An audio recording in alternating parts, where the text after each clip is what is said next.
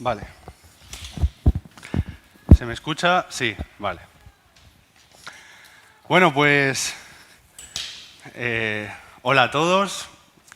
Tenía muchas ganas de que llegara este momento de compartir porque es una predicación que Dios me habló hace meses ya. Solo que pues por la boda y otras cosas no he podido hacerla y llevaba mucho tiempo esperando hacerla, ¿no? Y además yo creo que es la predicación que más tiempo me ha costado prepararla. Puede parecer sencilla, pero es muy compleja, ¿vale? Y muy delicada. Entonces, por eso me ha costado tanto tiempo y espero que Dios abra nuestros corazones y nuestros oídos para entenderla, ¿no? Muy bien, esto es como cuando le suelo decir a Salma, las predicaciones de Begoña es que son carne, no son leche. Por eso hay gente que le parecen complicadas o que dice, ¿qué pasa? No, pero es que si estás atento a las de Begoña son carne complicada y son muy buenas, ¿no? Pues esta es un poco igual, pero voy a intentar mascarla tanto que todos la entendamos, ¿vale? Bien. Pues resulta que, ponme el tiempo, Luciana, que me da un poco de miedo. Resulta que en el lejano oeste había una tribu de indios que no perdía nunca una batalla, ¿no? No sé qué tenían esos indios, pero todas las batallas que luchaban contra los vaqueros siempre ganaba esta tribu de indios.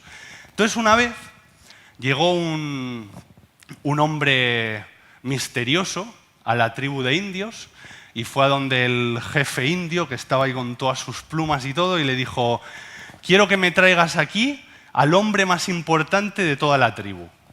Entonces se fue el jefe indio y volvió con un indio normal, con sus plumitas y tal y cual, y le dijo el hombre misterioso al indio, ¿y tú quién eres para ser el hombre más importante de toda la tribu? Y el indio este le dijo, yo soy el contador de historias. Dijo, ¿pero cómo esto del contador de historias? Dice, sí, mira, yo desde que son niños, a las mujeres, a los guerreros antes de salir a la batalla, yo me dedico a contarles nuestra historia, de dónde venimos, por qué hacemos las cosas así, por qué luchamos de esta manera, cuál es nuestra identidad, en qué creemos, por qué luchamos, por qué ganamos. Les cuento las historias de los grandes indios que hubo en esta tribu, de cómo se convirtieron en valientes guerreros, cómo ganaron las batallas más difíciles. Y entonces todos conocen tanto su identidad y los indios salen tan motivados a la batalla que no hemos perdido ninguna. Dice el hombre joder, qué interesante, ¿no? Dice, pues mira, es que yo vengo de una tribu india muy lejana y estamos preparando el primer congreso de contadores de historias. Y queremos daros un premio, un reconocimiento a todos vosotros porque sois pues, los más importantes de la tribu, ¿no? Entonces, mira, el viernes a las 6:30, para que os podáis echar un poco la siesta, quiero que reúnas a todos los contadores de historias de todas las tribus indias y que me los traigas a esa edificación de madera de ahí, que os vamos a dar un premio y un reconocimiento. Entonces, pues llegó el viernes a las 6:30, entró el hombre misterioso a esta edificación de madera y efectivamente ahí estaban todos los contadores de historias de esas tribus indias, ¿no? Y fue ahí con 5 amigos, el hombre misterioso, dijo, muy bien, veo que estáis todos, así que vamos a ir a por los premios y os los traemos. Entonces salió el hombre misterioso con sus 5 amigos, sellaron rápidamente todas las puertas con clavos, con sillas, con lo que pudieron y echaron fuego dentro. Y mataron a todos los contadores de historias. Y nunca más volvió a ganar una batalla esa tribu india. ¿Qué dice esta historia? Lo importante que es entender nuestra identidad, de dónde venimos, por qué creemos lo que creemos, en qué creemos. Y la predicación de hoy, relacionada con los bautismos, va del Evangelio. Así de simple. Voy a contaros la historia del Evangelio de Jesús. Y lo voy a hacer con una parábola que habéis escuchado muchísimas veces. Pero aquí le pongo un reto a Polita de que estoy seguro de que nunca has escuchado esta parábola con la forma con la que la voy a contar, ¿no? Va a ser algo nuevo para todos, yo creo. Entonces, preparaos, es delicado, cómo voy a contar esta parábola, pero estoy completamente seguro de que es muy bíblica. Y eso me da mucha paz y mucha tranquilidad. Así que vamos a empezar. Voy a leer Lucas 15, del 1 al 2 y del 11 al 32, que es la historia del hijo pródigo, ¿no? Dice, a ver, empiezo por este versículo por algo, ¿eh? Así que atentos desde el principio a todo. Se acercaban a Jesús todos los publicanos y pecadores para oírle. Y los fariseos y los escribas murmuraban diciendo, «Este a los pecadores recibe y con ellos come». También dijo, esta es la versión Reina Valera 1960, bueno, qué raro. Bueno, los fariseos y pecadores criticaban a Jesús por comer con los pecadores, con las prostitutas. Y entonces Jesús les cuenta la historia de la oveja perdida, les cuenta la historia de la moneda perdida y les cuenta la historia del hijo pródigo, ¿no? Y les dice, también dijo, un hombre tenía 2 hijos. Y el menor de ellos dijo a su padre, «Padre, dame la parte de los bienes que me corresponde», y les repartió los bienes. No muchos días después, juntándolo todo el hijo menor, se fue lejos a una provincia apartada y allí desperdició sus bienes viviendo perdidamente. Y cuando todo lo hubo malgastado, vino una gran hambre en aquella provincia y comenzó a faltarle. Y fue y se arrimó a uno de los ciudadanos de aquella tierra, el cual le envió a su hacienda para que apacentase cerdos. Y deseaba llenar su vientre de las algarrobas que comían los cerdos, pero nadie le daba. Y volviendo en sí dijo, ¿cuántos jornaleros en casa de mi padre tienen abundancia de pan y yo aquí perezco de hambre? Me levantaré e iré a mi padre y le diré, Padre, he pecado contra el cielo y contra ti. Ya no soy digno de ser llamado tu hijo. Hazme como a uno de tus jornaleros. Y levantándose vino a su padre y cuando aún estaba lejos lo vio su padre y fue movido a misericordia y corrió y se echó sobre su cuello y le besó. Y el hijo le dijo, Padre, he pecado contra el cielo y contra ti y ya no soy digno de ser llamado tu hijo. Pero el padre dijo a sus siervos, sacad el mejor vestido y vestidle, y poned un anillo en su mano y calzado en sus pies. Y traed el becerro gordo y matadlo, y comamos y hagamos fiesta. Porque este mi hijo muerto era y ha revivido, se había perdido y es hallado, y comenzaron a regocijarse. Y su hijo mayor estaba en el campo, y cuando vino y llegó cerca de la casa, oyó la música y las danzas. Y llamando a uno de los criados, le preguntó qué era aquello. Él le dijo, tu hermano ha venido y tu padre ha hecho matar el becerro gordo por haberle recibido bueno y sano. Entonces se enojó y no quería entrar. Salió por tanto su padre y le rogaba que entrase. Mas él, respondiendo, dijo al padre, he aquí, tantos años te sirvo y no habiéndote desobedecido jamás, y nunca me has dado ni un cabrito para gozarme con mis amigos. Pero cuando vino este tu hijo, que ha consumido sus bienes con rameras, has hecho matar para él el becerro gordo. Él entonces le dijo, hijo, tú siempre estás conmigo y todas mis cosas son tuyas. Mas era necesario hacer fiesta y regocijarnos porque este tu hermano era muerto y ha revivido, se había perdido y es hallado. Muy bien. Vamos a empezar por el final, porque esta parábola ya nos la sabemos, ¿no? Pero vamos a verla de una forma más profunda, más de carne. Vamos a leer el versículo 1 y 2 otra vez. Dice, se acercaban a Jesús todos los publicanos y pecadores para oírle. Y los fariseos y los escribas murmuraban diciendo, este a los pecadores recibe y con ellos come. Bien, esta historia, esta parábola, esto es muy importante ya empezar por aquí.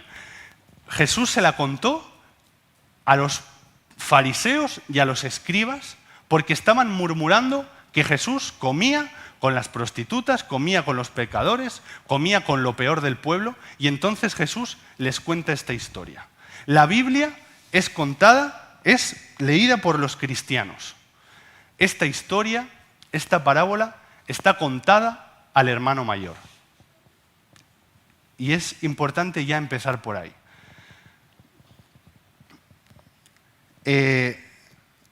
Además, una cosa en la que se ve muy claro esto es que en la parábola está sin terminar. Porque no sabemos qué pasó. ¿Qué pasó con el hermano mayor? ¿Entró a la fiesta o no entró?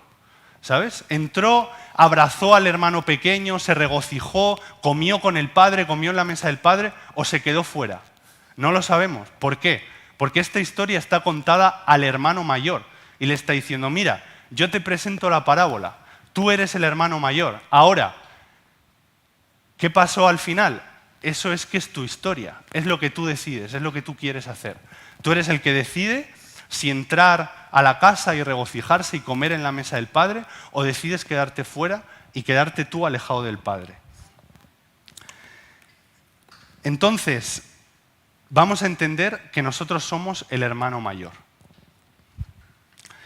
El hermano mayor, ¿por qué somos nosotros el hermano mayor? Pues mira, algo que representa al hermano mayor en esta parábola es la obediencia. Él siempre hizo las cosas bien, ¿sabes? Y nosotros somos ahora mismo los que estamos en la iglesia, los que obedecemos a Dios, los que realmente si estuviéramos en la época de Jesús, era gracioso como él comía con los pecadores y con las prostitutas y tal, pero no con los fariseos y los escribas, que eran los que realmente habían dedicado toda su vida a formarse en la Biblia, a seguir a lo que decía la palabra, a estar en la sinagoga, a prepararse.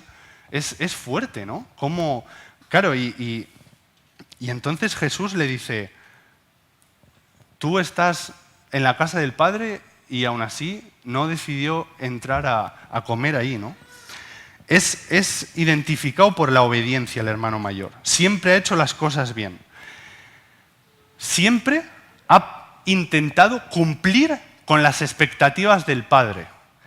Y peor aún, muchas veces lo ha conseguido. Lo cual es un peligro. ¿Por qué? Porque de hecho muchas veces lo ha conseguido con sus propias fuerzas.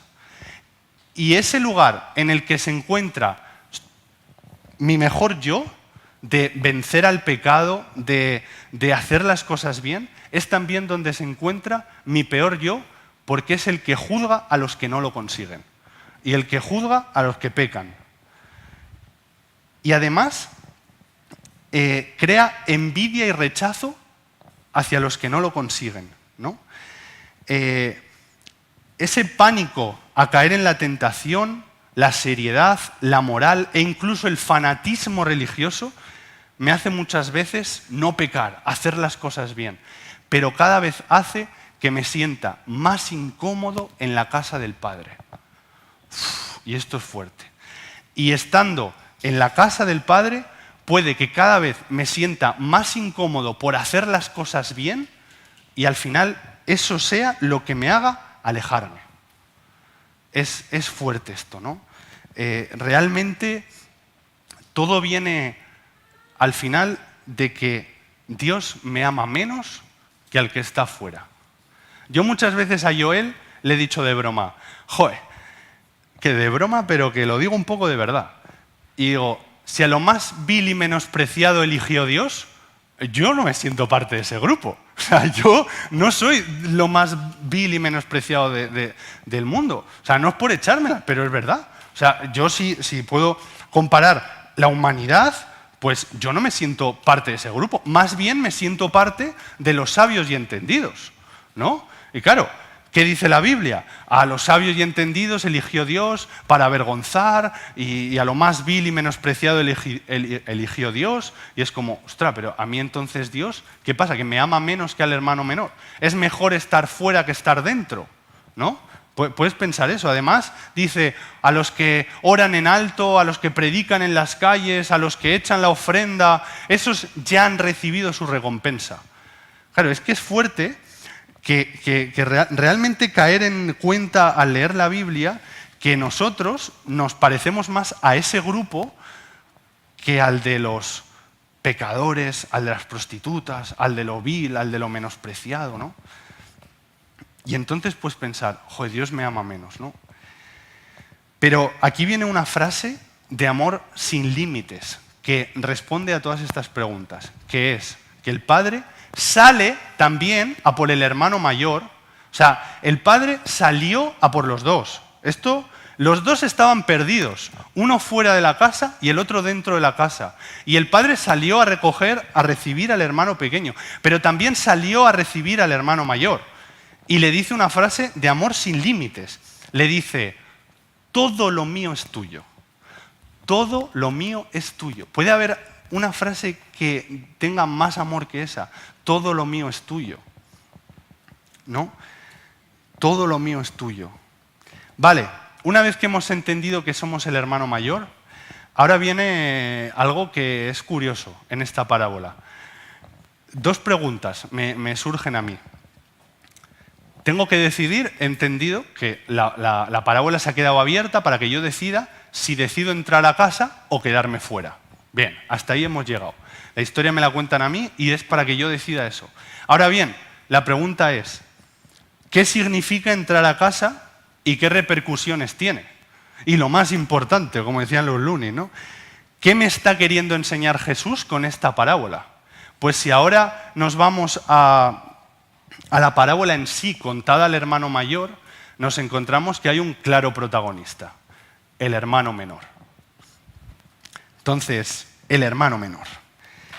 A ver, ahora voy a explicar qué es el hermano menor y después viene el gran boom de la predicación. Entonces, quiero que me escuchéis lo que representa el hermano menor, a ver, con una visión más alta de lo normal, ¿no? Olvidad un poco todo lo que os han enseñado y vamos a escuchar el hermano menor, qué es lo que enseña la historia.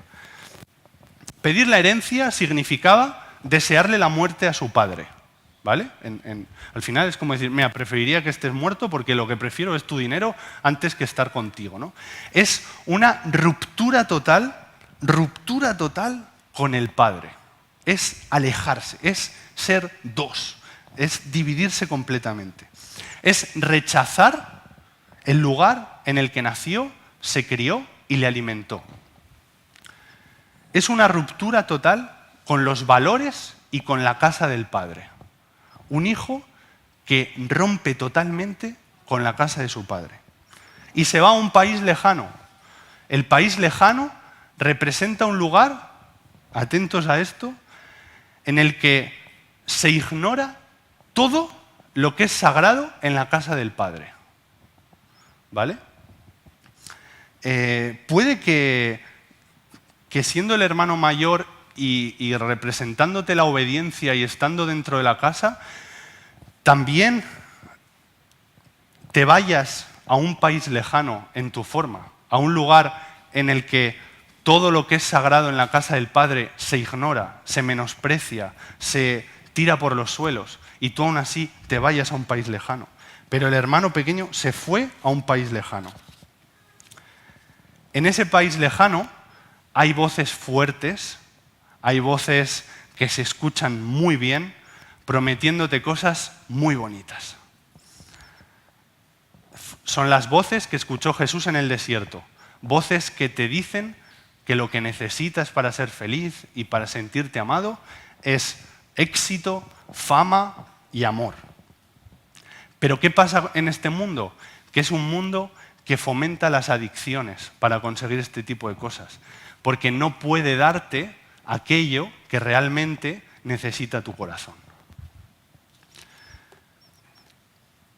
Son voces que niegan que el amor sea un regalo completamente gratuito. Al final, en el mundo, todo el rato es te amo si tomas esto, te amo si traes dinero para comprar esto, te amo si eres no sé quién, te amo si vienes conmigo a hacer no sé qué cosa. Todo el rato está condicionado. No es un amor incondicional, no es un amor sin límites, no es un regalo gratuito. Tú tienes que hacer algo para ganártelo, ¿no? Y ahora viene también algo importante. El amor del Padre es tan grande, esto para entender el Evangelio, que al final es de lo que estamos hablando.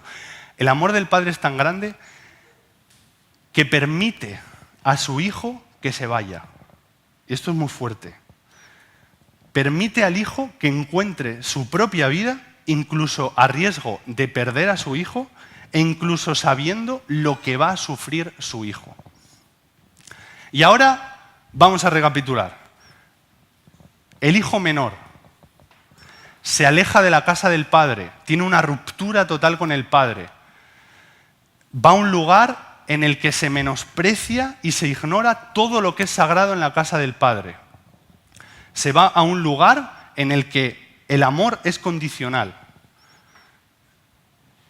Y se va a un lugar en el que tiene el riesgo de perderse y de no volver.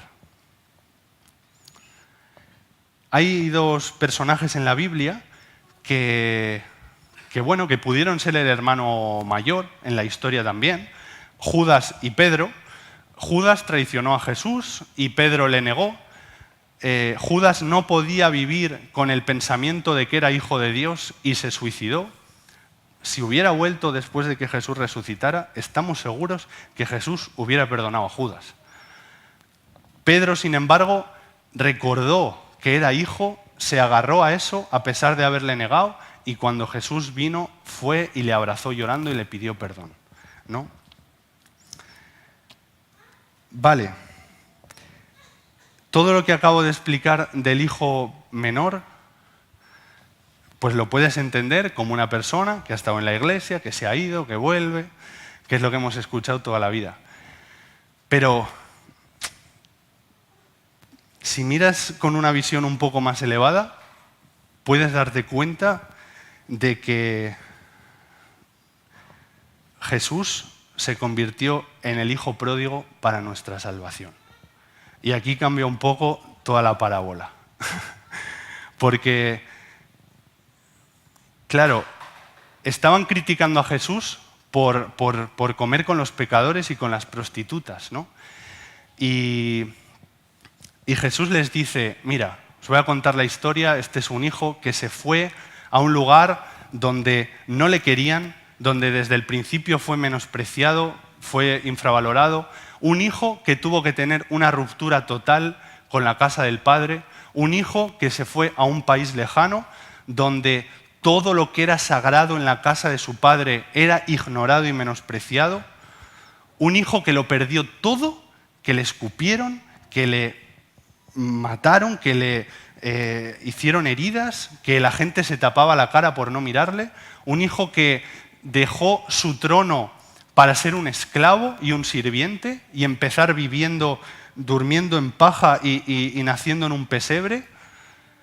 Y ahora ese hijo vuelve, que soy yo, y tú, que eres el hermano mayor, tienes que decidir si me aceptas a mí o no me aceptas a mí. O sea, claro, es que es muy fuerte porque esta historia cambia, porque no es como acepta a los pecadores, no, es que la historia consiste en que tú, hermano mayor, elijas si ser el padre y aceptarme o elijas ser el hermano mayor y no aceptarme, ¿no? Esto es un evangelio contado a las personas que ya están dentro. Es una nueva decisión, ¿no? Mira, vamos a ver que Jesús es el hijo pródigo, ¿no? Para ya ir terminando. Abandonó la casa de su Padre Celestial. Abandonó la casa de su Padre Celestial. En Filipenses 2, del 6 al 7, no lo pongas, dice, ¿acaso no es aquel que siendo de condición divina no se consideró como presa codiciable el ser igual a Dios? Al contrario, se despojó de su grandeza, tomó la condición de esclavo y se hizo semejante a los hombres. Se marchó a un país lejano, donde no se le aceptaba, donde su primera cama fue un pesebre. Creció entre nosotros igual que un esclavo, siendo lo peor, el más insignificante de los hombres. Dejó todo lo que tenía, todos los dones, regalos, el estar con el Padre, el conocer sus secretos, el estar a su lado, y volvió únicamente con una cruz. ¿No es acaso el Hijo de Dios sin pecado que gritó desde la cruz, Dios mío, ¿por qué me has desamparado?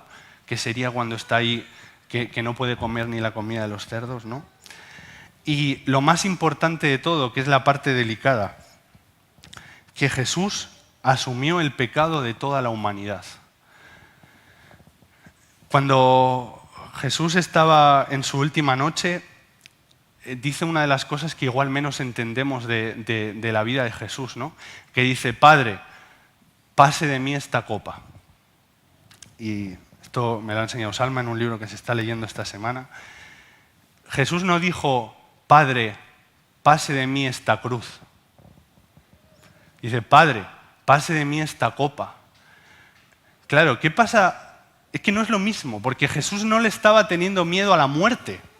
Porque si no hubiera dicho: Padre, pasa de mí esta cruz, yo no quiero morir así, me da miedo. Y entonces incluso podríamos decir que hay cristianos hoy en día que eran más valientes que Jesús, porque no tienen problema en morir.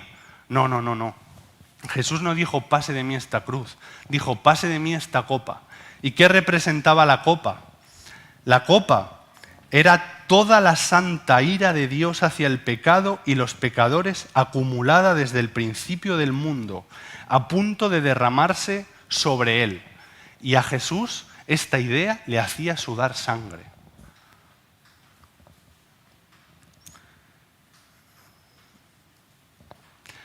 Y realmente es ese hijo, ¿no? que dejándolo todo se fue a un país lejano, se hizo el pecado propio, se hizo el pecador en persona, bajó hasta el infierno, pero al tercer día dijo: yo soy hijo de Dios, me voy a casa de mi Padre, me voy a casa de nuestro Padre, vuelvo a casa de mi Dios, vuelvo a casa de nuestro Dios. Y fue al cielo.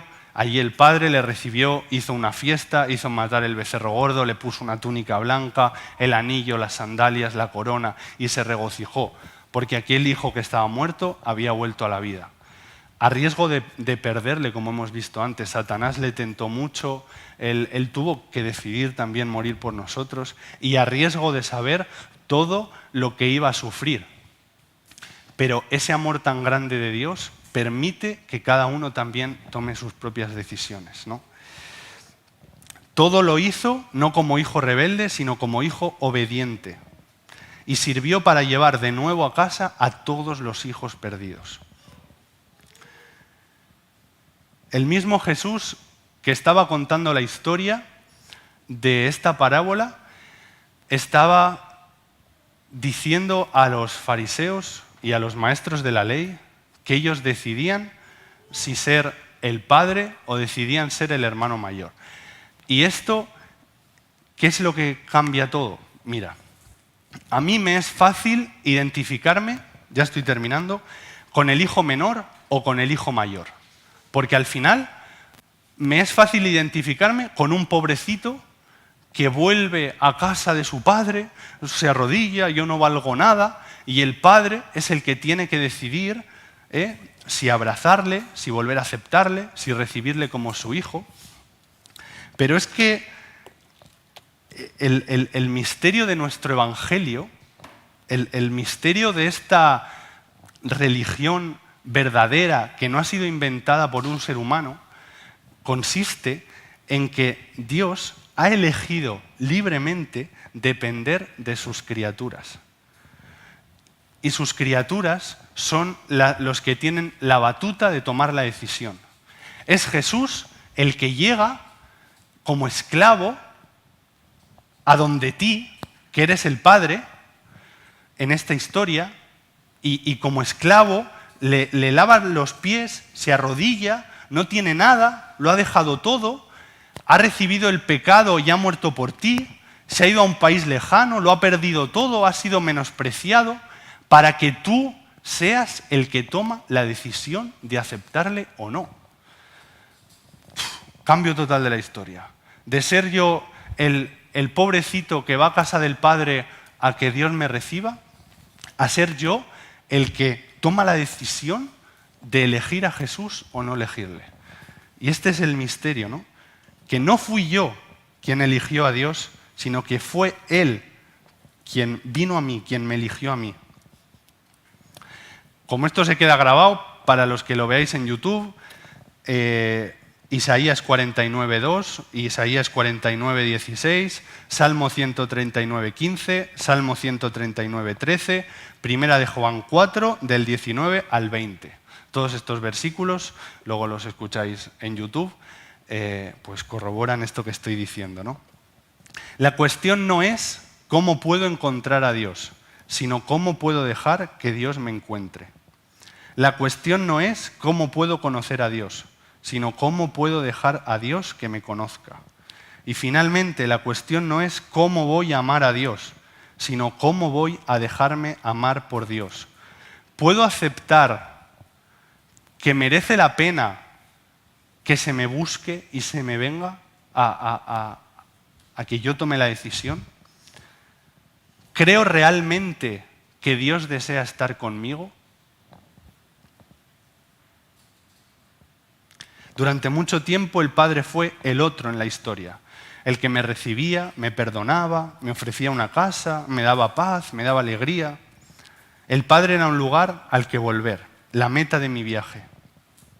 Pero este cambio de roles hace que no sea yo la víctima a quien hay que aceptar, sino el responsable de aceptar voluntariamente a un Dios que lo ha dejado todo para venir a mí. Y aceptar a Jesús y convertirse en padre tiene muchas responsabilidades. Es vivir un evangelio real y diario, porque si no, no eres el padre, eres el hermano mayor que también está en la casa, pero está alejado, está incómodo y tiene responsabilidades. Y es más difícil dejarse perdonar igual que perdonar. Es más difícil dejarse amar que enseñar sobre el amor. Es más difícil arrodillarse ante Dios y decirle, me rindo a ti, que enseñar a la gente pues, lo que es la rendición y lo que es el evangelio, ¿no? Realmente es mucho más fácil, en ese sentido, ser el hermano mayor, como nosotros, igual, que ser el hermano menor. Porque tienes que dejarte restaurar, porque tienes que dejarte sanar, porque tienes que dejarte que conozcan tus debilidades y que conozcan todo de ti para que Dios pueda arreglarlo. Entonces, quería contaros antes de los bautismos y para recordar un poco pues esta visión de este evangelio tan extraño, ¿no? Que es el evangelio de verdad, en el que Dios depende de la decisión de sus criaturas. Lógicamente, Él sigue siendo Dios, tú elijas lo que elijas, pero que la relación y el ser su hijo es una decisión que tomas tú unilateralmente porque Dios ya ha venido a ti, ya ha muerto por ti y ya se pone diciendo, Padre, Marcos, acéptame como hijo de Dios, ¿no? Voy a orar. Gracias, Padre, por esta predicación. Gracias por esta forma de ver el Evangelio. Ayúdanos, Dios, a no estar dentro de la casa lejos de ti, ¿no? A no desear esas cosas que están en el país lejano. A no desear todo aquello que ignora y menosprecia lo que en tu casa se considera sagrado. Ayúdanos, Padre, a entender que tú te hiciste pecado hasta el punto de decir, Padre, ¿por qué me has desamparado? Muriendo por nosotros para que nosotros tomemos la decisión de aceptarte o no. Qué fuerte que tengamos que ser nosotros el Padre en la historia y no el que se arrodilla, el que acepta y el que toma la decisión en vez de igual el pobrecito, ¿no? Ayúdanos también a entender todas las responsabilidades, toda la vida de santidad y todos los derechos y haceres que tenemos como hijos si queremos ser hijos de Dios, ¿no?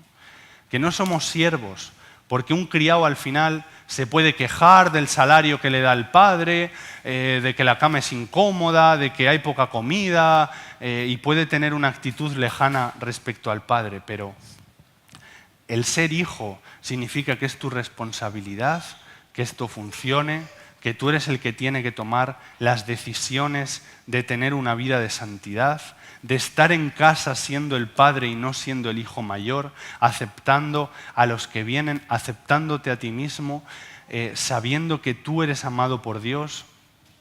Gracias, Dios. Ayúdanos a entender que esta historia no ha terminado, que este evangelio está contado a los cristianos y les está diciendo, cuidado, porque puede que estés dentro de la casa del Padre, puede que estés siendo obediente o que lo parezcas, y puede incluso que estés venciendo el pecado, pero cuidado, porque igual cada vez estás más incómodo en la casa de tu Padre, porque no has entendido el verdadero amor, porque no has entendido los privilegios y los tesoros celestiales que tiene el abandonar todo lo que está en el país lejano.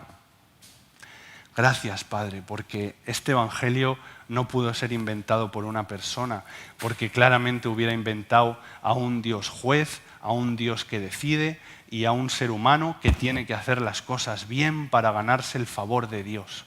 Pero sin embargo, este evangelio tan real y auténtico que tú nos enseñas nos dice que el mismo Dios es el que se hace siervo, el que se hace esclavo, el que coge todo el pecado para morir en la cruz, para ir al infierno, para resucitar y para que sea yo el que recibiéndole de rodillas decida si aceptarle o no. Ayúdanos a, siendo hermanos mayores, ya estando dentro de la casa, decidir aceptar al hijo menor, decidir aceptar a Jesús, decidir entender todas las profundidades de ese evangelio que la Biblia nos enseña, entrar a comer a la casa del Padre, formar parte de la fiesta.